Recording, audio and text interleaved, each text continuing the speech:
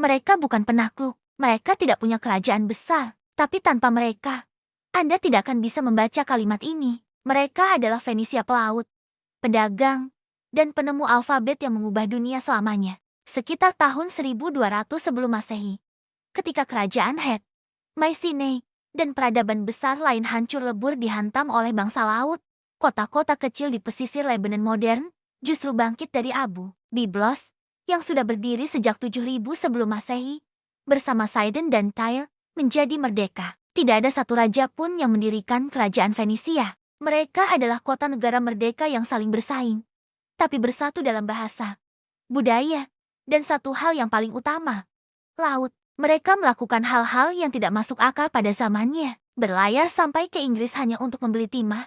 Sebuah perjalanan sejauh 3000 kilometer. Mendirikan kota Kartago pada tahun 814 sebelum Masehi oleh putri dari Tyre, Dido, yang kemudian menjadi musuh bebuyutan Roma. Mereka juga menciptakan pewarna ungu Tyre yang legendaris dari siput murex. Untuk menghasilkan 1 gram saja, dibutuhkan 10.000 siput.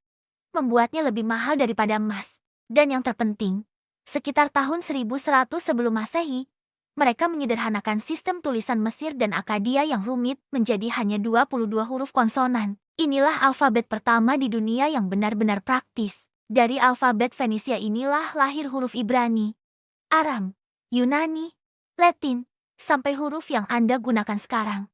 Puncak kejayaan mereka terjadi antara abad ke-10 hingga ke-6 sebelum Masehi. Raja Hiram pertama dari Tyre bahkan bersahabat dengan Raja Salomo. Ia mengirimkan kayu sider dan para tukang ahli untuk membangun bait suci pertama di Yerusalem. Kapal-kapal Fenisia menguasai seluruh Laut Tengah, berlayar dari Siprus, Sardinia, hingga Spanyol. Bangsa Yunani kuno menjuluki mereka Phoenicians, yang berarti orang merah ungu, karena warna khas yang mereka hasilkan. Namun, kebebasan mereka berakhir secara perlahan. Pada tahun 539 sebelum Masehi, seluruh daratan Fenisia jatuh ke tangan Kekaisaran Persia. Hanya Tyre yang bertahan sebagai kota pulau yang tak tertembus. Sampai akhirnya, Alexander Agung datang pada tahun 332 sebelum Masehi.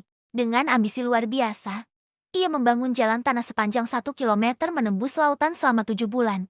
Lalu menghancurkan Tyre hingga rata dengan tanah. 30.000 penduduknya dijual sebagai budak. Sejak saat itulah, Fenisia sebagai bangsa merdeka menghilang dari sejarah.